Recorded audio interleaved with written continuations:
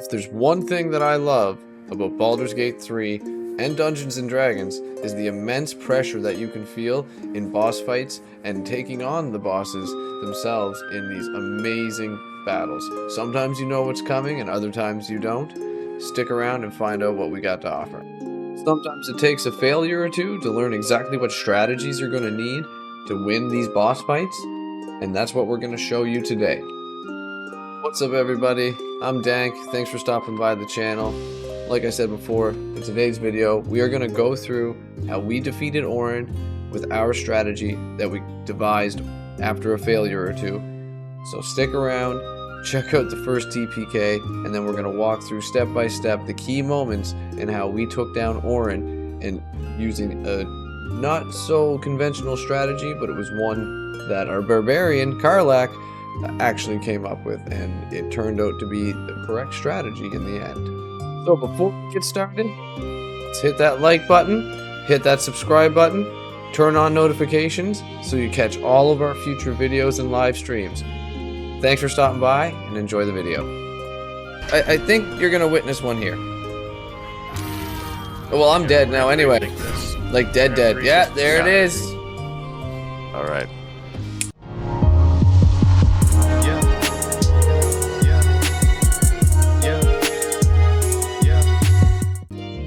Hey guys, so here we decided that instead of trying to blitz Orin, we were actually going to take out all of the acolytes that were surrounding her, because we had trouble with the skull up on the wall recharging the unstoppables that were built up and stacked on Orin. So it was actually Karlach that had the idea of going after these acolytes, and from here on, after that first TPK, that's exactly what we did.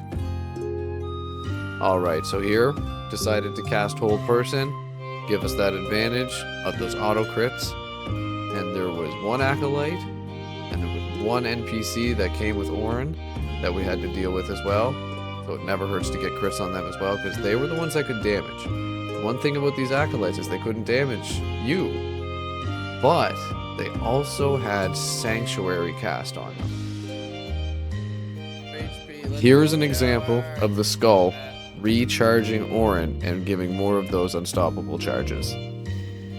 Alright, if you're lucky enough to have Shadowheart and level 12 at this point, we were able to summon her angel, Deva, who comes with a really powerful bunch of smites and an amazing ability to take damage and act as your tank. So if you can summon Deva, I highly recommend you bring them into the fight, as Shadowheart, as a cleric, can summon them once per day.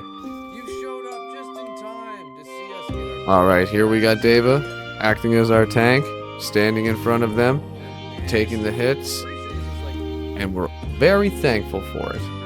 Now, there is no compelled duel or anything like that, and I don't believe aggro builds in Baldur's Gate 3 like in other MMORPGs, but just use a summon and protect yourself.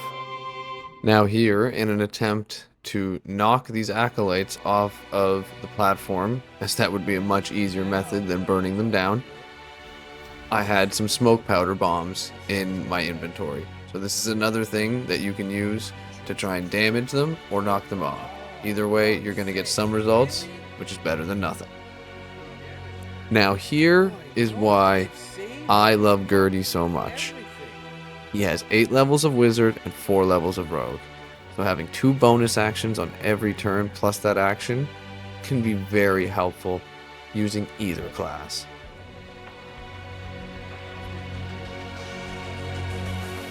So here we see Gertie utilizing those extra bonus actions and using dash. You can use that twice as bonus actions on your turn, and use these little common actions just to move the bomb around until you have a chance to fire another fireball.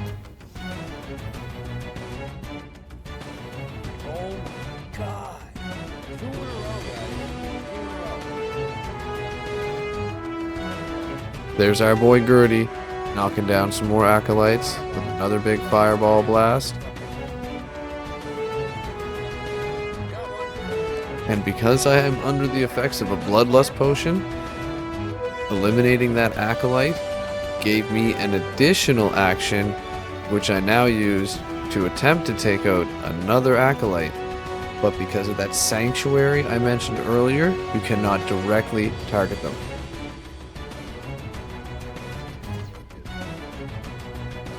So we just seen Orin receive a fresh batch of unstoppables. But here it is very important now that we start knocking these guys down. The longer she has unstoppable, the harder that she is to take down.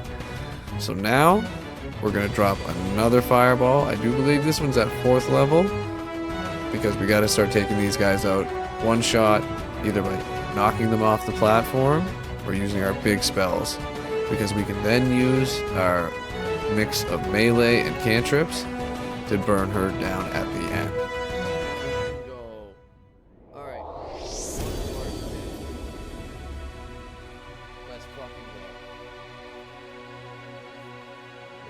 So here we noticed that during a brief period where we had knocked down Unstoppable, Orin actually fell under the effects of Fearful for one turn. Now here, she had regained charges of Unstoppable back, but Karlach felt comfortable down there, so I decided I was going to go up here and fire some magic missile at a higher level and see how many of those charges we could get knocked back down in anticipation for whatever was going to come when these acolytes were taken out, which we were hoping was going to stop these charges from happening. So let's keep watching here and find out. So here we have Karlach immediately preceding what had just happened up above with Orin. They're going to start using some abilities to see if we can't knock these guys clean off the platform.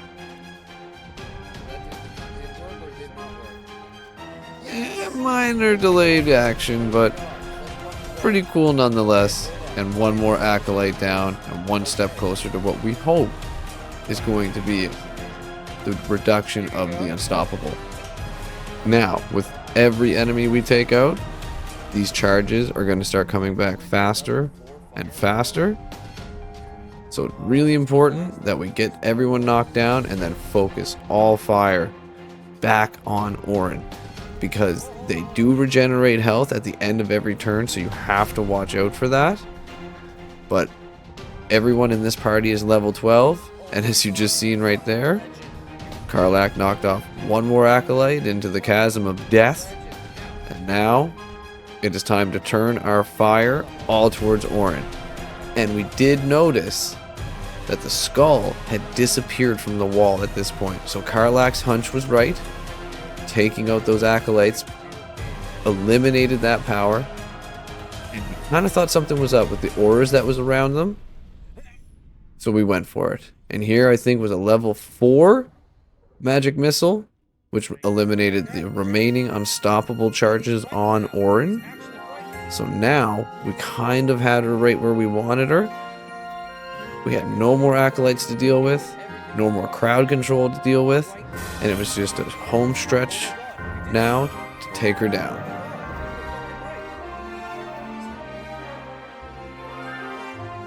So now, with all the unstoppable charges gone, and nothing but our weapons and Orin in front of us, we decided it was time to start burning her down. So this is the last you'll hear from me. Thanks again for stopping by and watching this video. After this scene, we're going to let it play out. You guys can check out how we took her out. And don't forget to check out that dagger at the end. Yeah. I got nothing left either. Holy fuck, holy fuck, holy fuck, holy fuck, holy fuck, holy fuck. Come on, Dara, whatever your name is. Fucking No. Dave. Oh, failure.